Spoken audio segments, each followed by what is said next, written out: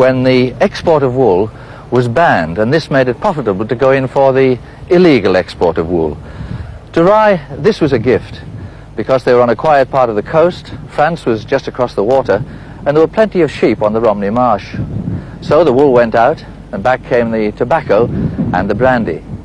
The main band of smugglers, the Hawkhurst gang, had their headquarters in the Mermaid Hotel in Rye, which still stands today. Mr. Gregory, when the Hawkhurst gang of smugglers were at the height of their fame in 1750, I think it was, they chose your pub, they chose the Mermaid as their headquarters. Why the Mermaid, do you think? Well, the Mermaid was the most important inn of the town. It has been for hundreds of years. It's near the town centre, in the cobbled streets. It's also very handy to Strand Quay, which is at the foot of Mermaid Street. And there's no doubt until the harbour silted up, there were 200 or 300 ships at anchor off the quay down there. What would it be like in here in the Mermaid at that time?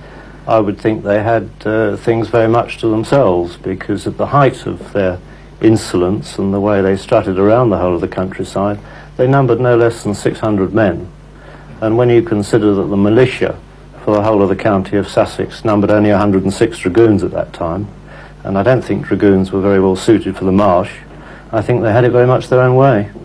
And then it wasn't a gang in the normal sense, because the clergy were involved and the gentry were involved? Yes, I think everybody was involved, particularly the farmers, because it was in their interest to get the best price for their wool.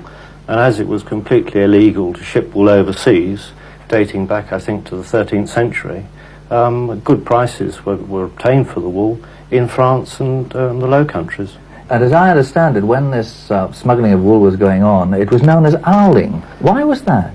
Well, I think it was mainly due to the fact they did most of their activities at night. But it was certainly used to describe smugglers locally, and those in particular that shipped goods abroad, and not those that dealt with goods coming in from overseas.